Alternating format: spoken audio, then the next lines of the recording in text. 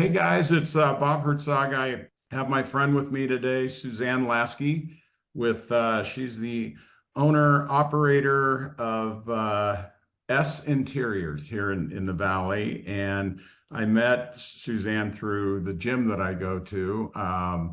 And we got to talking about what she does for a living and what I do for a living. And obviously there's definitely an intersection there. As you guys know, most of you on this that are watching this today are clients of mine or friends. And especially if you're a client of mine, one of the biggest things that we run into when we're out there looking at homes is, what if we do this? What if we do that? That's the questions I get asked. What will it cost to redo this kitchen? What will it cost to redo this bathroom? And that sort of thing. And those are always tough questions for people like me to ask or to answer, I should say. I've got a pretty good idea because I've done quite a bit of remodeling projects myself and have been involved with some of my clients. And obviously, costs have changed or gone up quite a bit in the last few years than what they were, say, 4 or 5 years ago. But I wanted to bring Suzanne on to kind of talk about, you know, how she got going in this business, what she does for her clients, and then maybe get into some of the trends and things that she's seeing in the interior decorating industry right now. So without any further ado, Suzanne, just welcome, and it's good to chat with you and learn some stuff from you today. But tell us a little bit about yourself and how you got started, what inspired you to get into interior design and your personal style and that sort of thing. Great. Thank you, Bob. Thank you for having me. It's nice to see you outside the gym at Yeah, 7 a.m. Yeah, exactly. I think we both look a little different, Yeah, but right. so gosh, the story is a bit long and I'll try to shorthand it. No problem. Basically, I worked in corporate America in business and product development and marketing, and decided after many corporate maneuvers that I didn't want to be that anymore. I didn't want to do that anymore. So with my bachelor's in business, master's behind me, I went and got my associate's degree in design Oh, so I can become an interior designer. I started taking classes at night while I was still working full time, decided I loved it, and threw caution to the wind and I went for it. So that was a little over 24 years ago. oh, wow. So you've been Yeah. doing this a while. So that business expertise has helped me beyond belief. Yeah. There's a lot of talented people in design world. I Oh, also have that business acumen that really helps run a project for my clients in a very orderly, project managed, designed way because of my background. mhm. Mhm. So that's a benefit.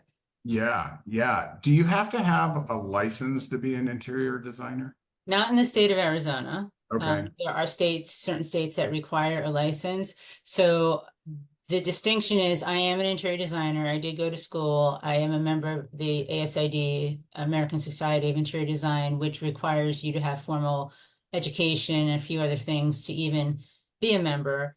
To be licensed is not a requirement here. So yes, indeed, there are many people out there who can call themselves designers who, for those of us who put in this hard work to get that, yeah, we kind of like, no, no, you're not a designer. But Yeah, not to take anything away from anyone. right, Um, so right. um, I began my professional career and I have my own business, S Interior Design. And I have sometimes contract workers who work with me. I have a great team of what I call my virtual experts in all the different trades that, I've surrounded myself with and built relationships with over those 2 decades plus. So while I work as a single entity, of course, my design assistant, Crunch, my dog, is sometimes here to help.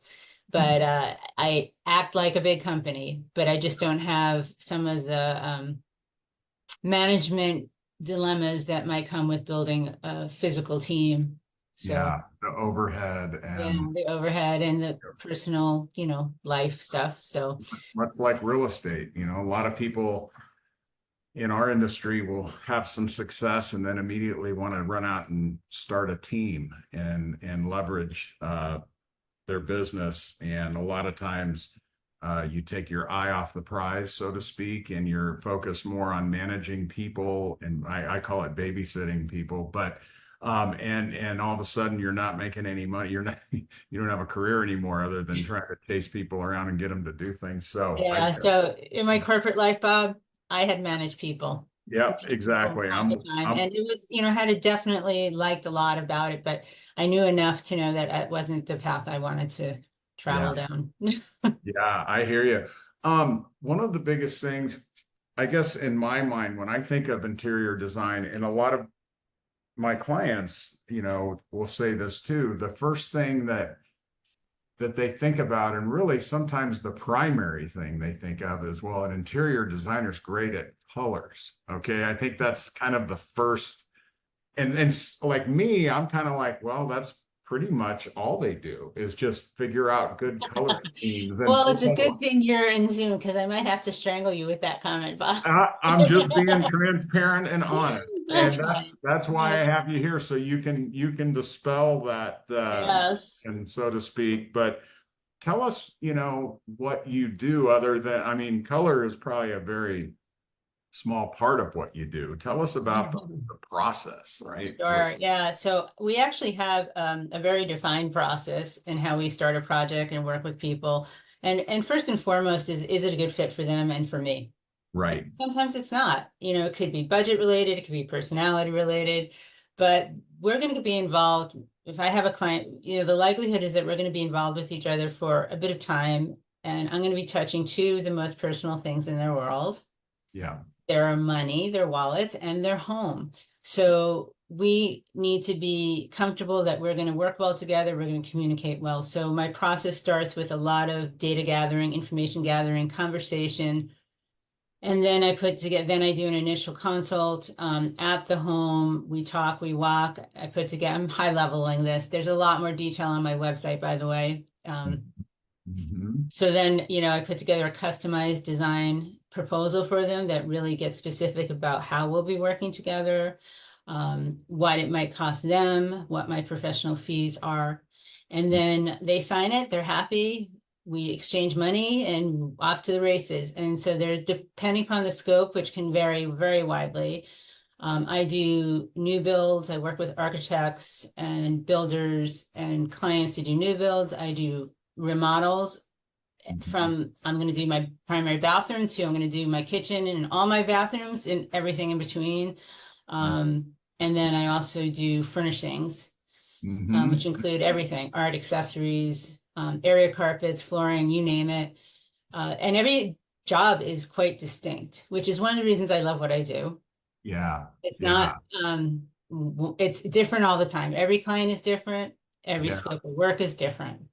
Yeah, yeah, it's like a new palette to work with on every project. So in most cases, would you say that people come to you first before contacting a builder and let's talk today mainly about what my clients and friends are interested in, and which is mainly the remodeling end of things. Mm-hmm. Um, Yeah. I I do some new build type stuff, and my stepfather is a luxury home builder that has been doing it for 40 years. So, I mean, I've been around that side of the business a lot, and I've done some pretty huge remodel projects on my own homes that I've owned.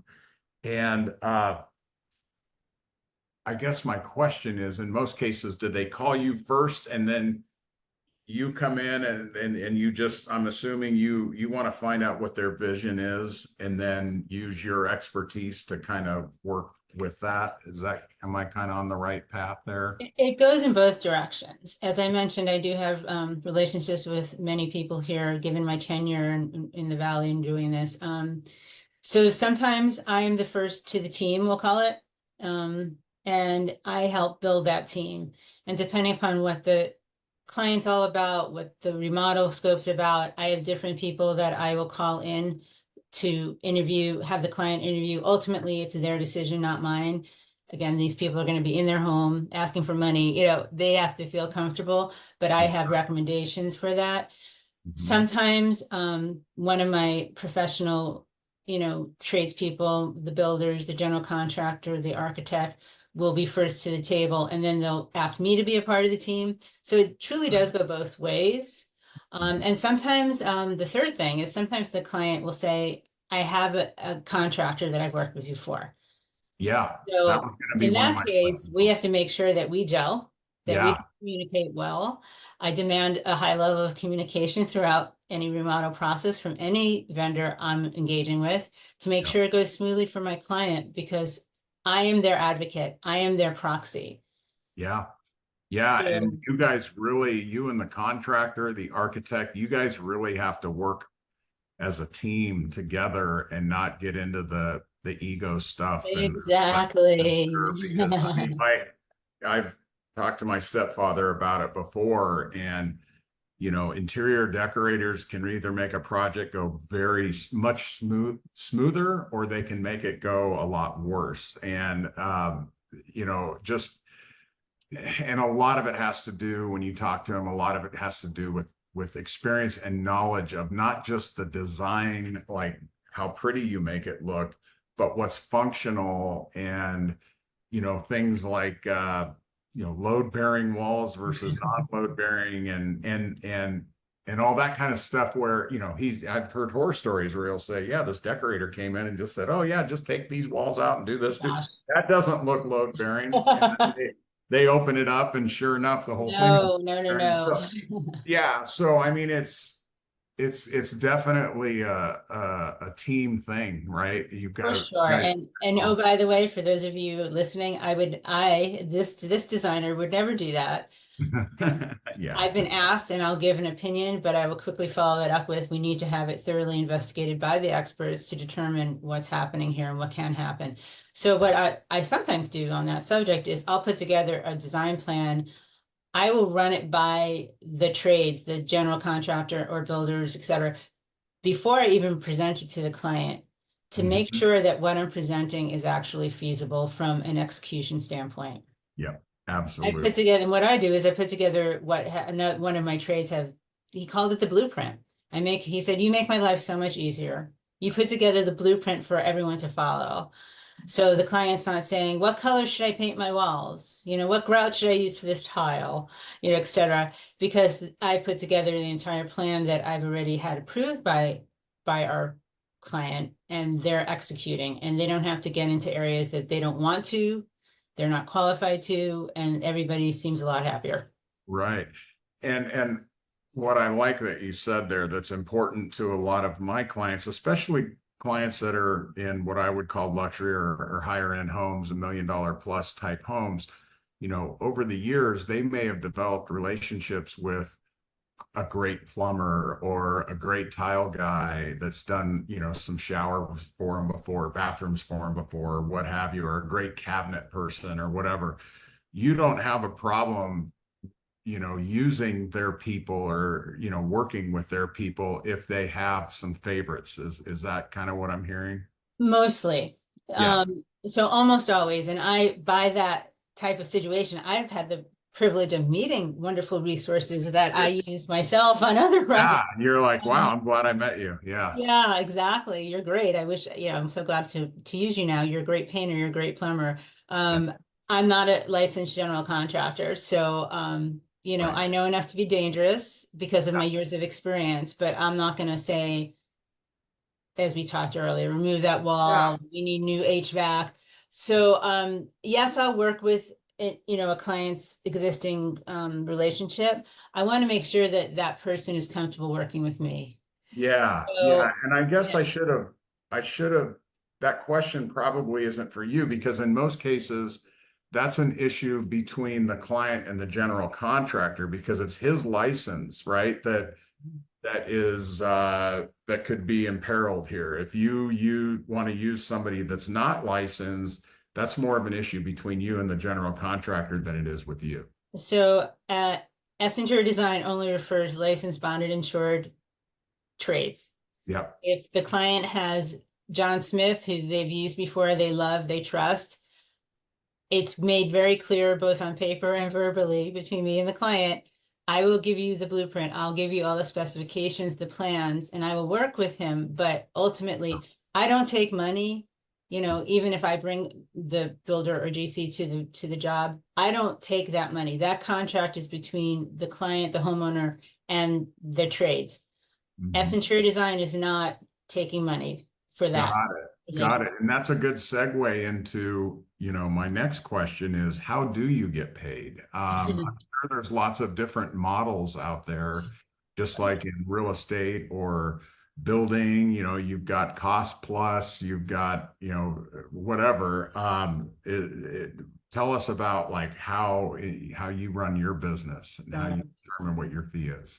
So back to every project is diverse. There is Yeah. no one size fits all. So what I'm going to tell you is kind of guidelines. It's not Yeah. set in Yeah, stone. that's all. Yeah, because everything is going to be unique. I get that. So right out of the gate, if someone is talking to three different designers, I can tell you they're going to get three different responses in terms of how they're compensated.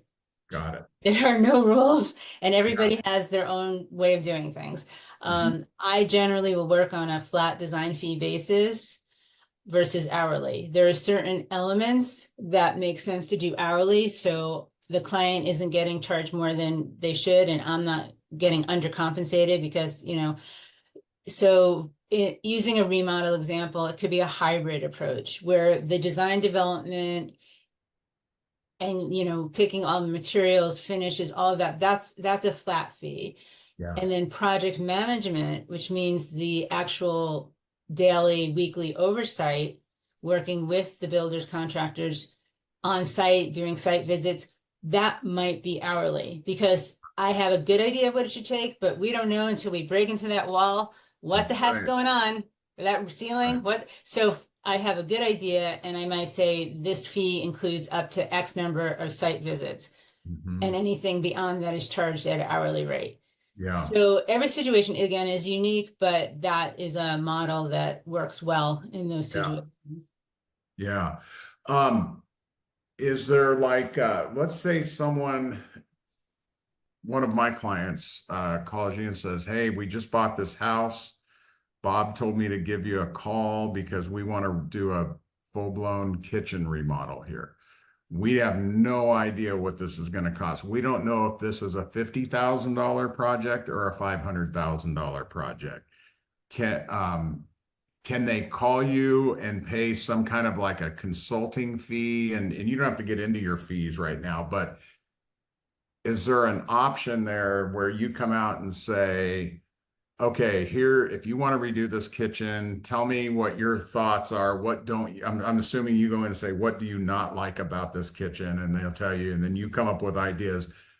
Is there something where you say, okay, I'm going to come up with a proposal and give you a ballpark of what this could cost, depending on how crazy you go with finishes? And do you do Sub-Zero appliances or GE? Do there's going to be like, I think what people really want is kind of a ballpark, Yeah, yes. So and that's absolutely, you're right on, Bob. Yes, I do that. I call it the in-depth client consultation. okay. So it starts obviously, like I said, everything starts together at the same place. I'm data gathering, I'm getting information both about how they live, how they want to live, what their household composition is, down to the pets they have in the home, where they feed the pets. I mean, that level of detail. If it's a kitchen remodel, I'm doing even more details once we get into it, like how many people work in the kitchen? What are their heights? Are you right-handed? Are you left-handed? I mean, that level, because the kitchen, using that example, is the most functional room in most people's homes. Yes, it So is. function first and aesthetics will follow, Yeah. is my mantra. And I didn't make that term up, but I've used it extensively. I should probably find out who the original author was, but it is a mantra that I definitely follow. Yeah. So to do what you're referring to, we would start the process like every process in terms of the initial, I'll call it data gathering. It's called programming in the interior design field, the programming. But basically, in a nutshell, that's getting to know them really, really well and understand their needs, their desires. That includes sharing some visuals. And I have different tools that I recommend to share pictures with me. Mhm. So then I get to the house and I already have insights and information from what they've shared before we even met in person at the home. We get Oh, to the home and we go much deeper and we start talking deep, like, do you want this more open? I mean, all the detail. yeah. you would Yeah. imagine, down to what level of, and they might not know. And the reality is most people don't know what things cost because they haven't done it either ever or in 10 years or 20 years. And as you mentioned at the very beginning, Yeah. I have mean, not changed. and I know from personal experience, we were getting ready to blow out a wall and open it up, our kitchen into the family room and all that. And my like I said, my stepfather is a contractor and he's looking at this wall saying, man, it could go either way. I don't think it's load bearing, but until we open it up, we don't know. And sure enough, we opened it up and now we have a $20,000 See? issue to deal with that if we would have just started busting into things and writing checks to contractors and all that. I mean, it's stuff like that that trips you up and that causes a lot of unneeded stress. And, just I've learned from experience that it's so worth it to have someone come out and give you thoughts and ideas and do some investigation before you commit. Okay. Mhm. Because, like in our case, we thought we had the last big remodel we did was probably about well, the last big one was probably 7, 8 years ago, and it was, a $250,000 remodel on a home. And um, I have felt like over the years I've developed a pretty good idea of what things cost. And just to give you an idea, we thought that this remodel of our kitchen was going to be around $80,000 to $90,000. That ended up being, once we got bids back, $160,000. So it doesn't mean we're not going to do it. It Yeah. just, we're going to maybe put it off now until things get better, with our businesses, or we got to save a little more. Mhm. Whereas I see people make that mistake all the time of they just call their buddy who's the contractor and they start tearing into walls and it's like, oh shit, we didn't realize we need to move the sewer line now because the Yeah, sewer yeah, line is and here or that. it's not like TV, which I joke about, but it's really not a joke. So it's not like those design shows we all enjoy on HGTV. It's not, that's not the real world. That's So right. yeah, That's we I actually have a question on my client profile that asks if the person watches design shows and if ones that's and what do good. they like about them, because Yeah. that's part of the conversation to understand what their perceptions might be about this world versus reality.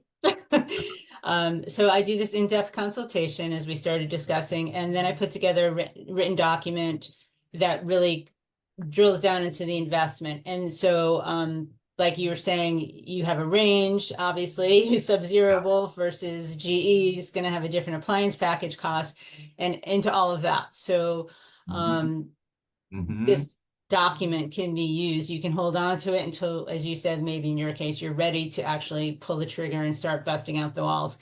Yeah. So yeah, we do that professionally for people. It is a fee base, obviously, Right. Right. but it's an invaluable tool because then you're going in with your eyes open. Yeah. And I just say to people, it's time, it's money, it's your choice, but you know what the options are and you can make educated decisions. Right.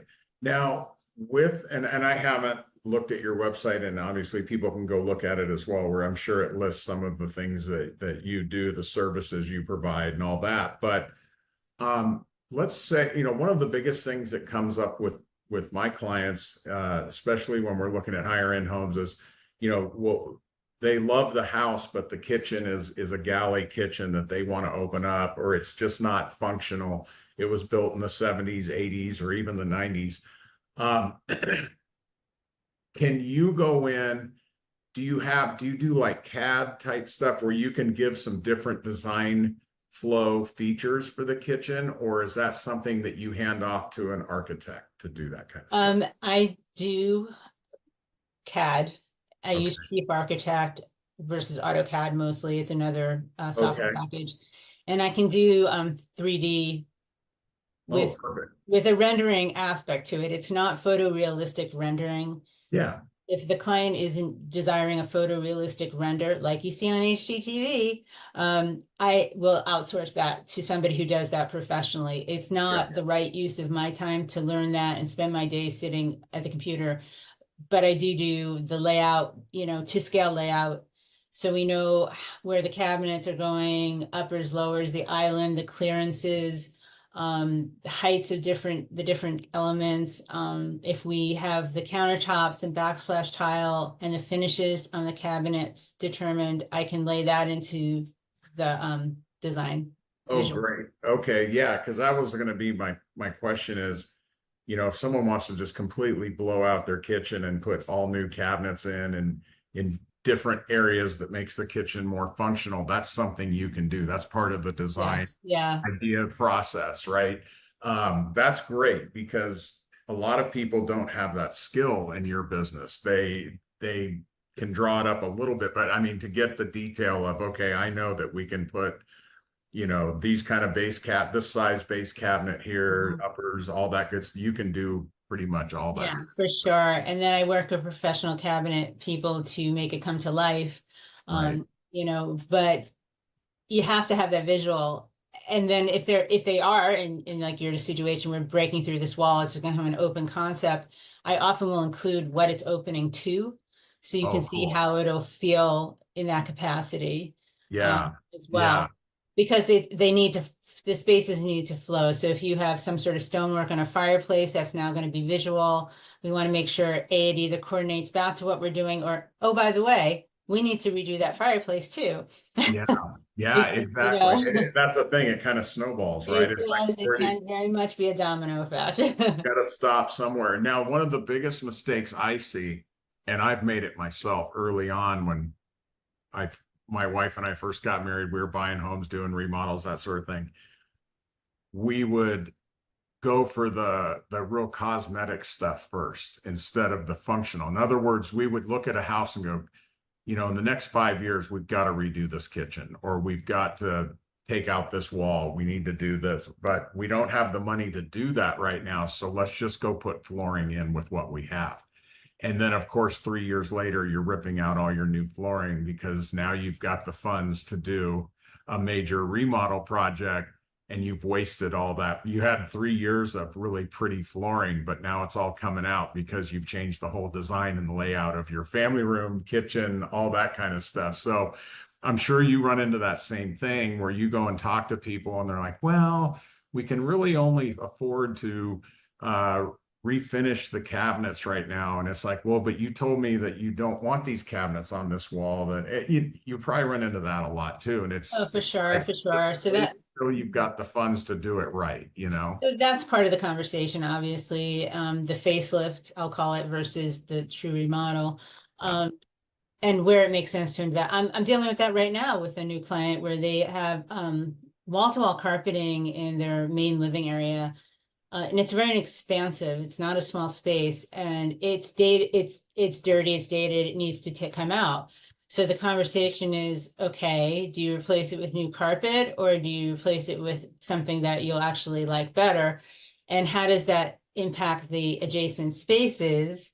And yeah, so that's always a conversation. It's always connected. And sometimes people get it and see it, and other times they're like, wow, I never thought of that. Yeah. I'm going Well, to want an island with plumbing in it. Well, we're going to need to jack up your concrete subfloor to run that plumbing. So right. yeah, and I will advise against it. And sometimes I'll say, don't put a penny into this. It's not worth it if you truly are committed to doing a bigger remodel. That's key right there. Suzanne, is you have to look at this like, I mean, even though it's your home and it's emotional and that sort of thing, but there needs to be something said during the conversation as to what is this going to do to the value of your home if you're going to, if and when you go to sell it, which kind of takes me into my next question that I have for you is, the design trends and timeless versus Mm. what's new and flashy and that sort of thing. As I mean, if you go through any of these flips that are out there on the market, there's still a lot of the whites and the grays. And what I'm finding is I've got buyers now, it's crazy, but they're now saying, I don't want white and gray. It looks too what's the word? I feel like I'm in a laboratory sometimes is the feedback. Dark, a little stark, and not If they warm. go too crazy with it, right? And people are actually starting to come back to, and I noticed on one of your photos, a couple of your photos actually on your website of stuff you've done recently, the darks and the warms are starting to come back a little bit. And I know there's probably not a way to really answer this question well, but what is the general trend out there in terms of design trends, that you're seeing when it comes to, just say, color, for example? Sure. What are you seeing? So I'm going to just start by saying I stay aware of the quote trends. I don't follow them. Okay. And I've had, people going, I want a gray and white kitchen, and I will have the conversation. Why do you want it? Is it because of what you're seeing on Pinterest, or it's because it's something that truly speaks to you and you love? So to your point, the graying is gone. Is And it it has okay? been for a while. It just takes general populace a little bit to catch up. So in the design world, the warming, I'll call it, Yeah. started about 2 years ago, but it's not warming to the Tuscan colors of the 90s, early Okay. 2000s, not that. It's more of I'll call them colors that swing both ways. Okay. So more, they're neutral still, but they're warmer. The term that gets thrown around is grayish. It's misleading. And I'm not sure we should even use it, but so they still might have some putty undertones to it versus a true brown. But the warming is definitely a part of our world. Yeah. Green is a big part of our world. Biophilic design. I don't know if you've heard that term. Uh-uh. Biophilic design. It's basically bringing nature inside. There's many ways you can do that besides the obvious, which is let's have some plants and trees in my home. But basically, in the trend world, people are going into the organic space more. And this is all generalities Yeah. because Yeah. that's what trends are. But Sure. they want to bring nature inside. They want to be warmer. They want to be friendlier and more approachable versus cold and stark and gray and white and black. Yeah. That said, there's still people who love that. And if it's truly something they enjoy and want in their space, then great. But if it's because they're looking at the Pinterest boards and getting influenced, maybe not as great. Yeah. Yeah. I've got one that's kind of more you know, personally, what we've looked at is flooring in our home right now. And my wife just loves the white oak you know, plank flooring that's out there. But then you start going deeper into that, and it's like, do you go with an engineered wood, or now some of this, what do they call it, LPV, and some of the LVP. LVP, some of that stuff, you can't tell the difference. I mean, it's Yeah, beautiful. And it is. there's a $5 million home I looked at the other day that had that throughout the entire I might first. have designed it, Bob. Oh, yeah, exactly. So that's a trend that came out of, because the stuff Yeah, is so half the price of it doing can even. be. Like everything, there are huge ranges. The quality LVP, luxury vinyl plank is what that stands for, is it can be not as pricey as hardwoods, Yeah, but definitely, a nicer material can cost a little bit. I'm a huge fan for busy households, yeah. dogs, cats, kids, just Dog. messy That's the big, yeah. That's the Um, big thing. We have bamboo yes. floors. They're beautiful floors in our home that were, but they definitely look like 90s. Okay.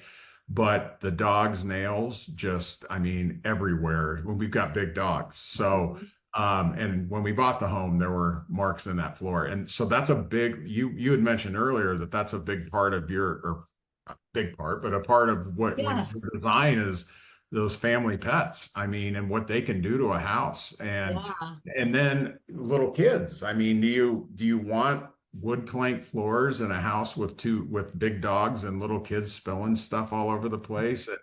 And now, you're starting to see people put wood floors in their kitchen, but they're going towards the engineered or the LP, LVP. um, where you're totally, I mean, that stuff's just almost as waterproof as tile, isn't it? Yeah, so as I mentioned, there are different levels. The luxury vinyl plank that I recommend to clients and I've worked with is the nicer level. Obviously, it's not what you find at Home Depot, although I shouldn't say that. I don't know what's at Home Depot now. Right. It's not Pergo. Pergo is a four-letter word, in case anyone was wondering. Right. So it's all about wear layer and the substrate. And is it a waterproof Yeah. substrate, not just topical? And there's actually many variables to consider. Again, this is where you want to speak with a professional. Maybe not just the person at the flooring store, maybe depending upon who it is. I don't work on commission that way, so I'm an objective That's good to person. know. That's good to know. Yeah. The other big thing, and it's especially true with Pergo, is it drives my wife nuts. Stop cursing, Bob. Stop saying We, that four-letter word. It's okay. but we've bought a couple houses that had it, and we lived with it for a while. When a dog walks across a Pergo floor, it's like click, click, click, click, click, versus engineered or even the other stuff. You don't get that because those are the kind of things you have to think about that you don't know until you've already spent all that money and put it in. And that's where someone like you comes in and says, wait a minute now, if we go with this option, here's the advantages and the disadvantages. And then the client can weigh that and decide which way Exactly. they. Exactly. So, I just, I've done this not that long. It's like a $3 million home with a $500,000 remodel. It was a large project. And we put a luxury vinyl plank on the steps going up to the second level, which is where the kids' bedrooms were in a common area for the kids. But he was like, I can't have that in my primary bedroom or my office downstairs. It has to be real wood. Now in Arizona, engineered wood is almost always specified because of our environment and climate. It Right. just works better, holds up better. But long story short, the LVP was installed before the wood was installed. And he said to me, is it too late? It absolutely looks and feels amazing. Can we do that in my bedroom and office downstairs? And I said, I wish we could, but I believe that's already been ordered. We'll have to talk with the builder. Yeah. So now you want it. And but that happens because it can seem to, especially at a higher end level, it can seem like, oh, that's cheap. That's not authentic. But I can tell you I have it in my own home. And then Mhm. I walk with bare feet, there's actually texture to it and it's very authentic looking. Again, it's a nicer level's always there. So you might say, well, in these guest bedrooms I'm going to do one level and in my main area I'm going to do a different. I mean, there are all different ways to work on things. Right. Yeah, Right. based on budget Right. and desire. Right. Okay. Well, I mean, I think we got a lot of great info. The main thing I wanted people to know is that you're a good first step, okay, when and to call to figure out. People get these dreams in their head of what they want to do with a home, and there's certain things that I know from experience before they even buy the home. I'll just say, guys, I know you say you want to lift the ceiling throughout this house. It's a flat roof home. You're that's very expensive. I mean, Oh my gosh, yes. people just think, oh, we'll just raise the level of the roof. Well, even if a home has an attic, and there's space to move it up, you're redoing everything above there, including all your wiring, and Your HVAC, yep.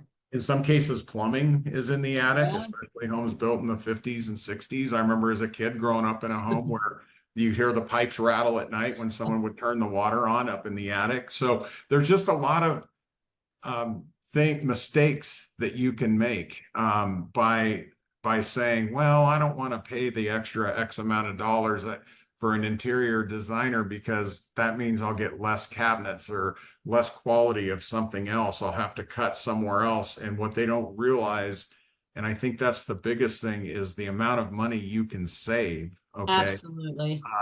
by having at least that initial consultation. And then if they move forward with the project, being able to babysit the project and manage it. We've all done it before. We've done our own type of remodels where you think, I'm not going to hire a general contractor to oversee it or whatever.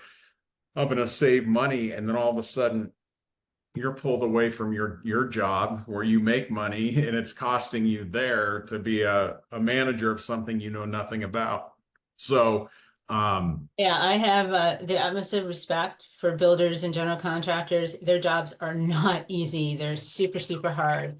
yeah, I They need wouldn't some want very high level communication and project management skills to do it right.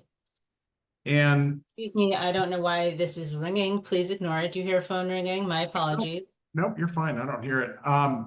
That that's a big thing too. The quality of subs that you refer or that the general contractor refers.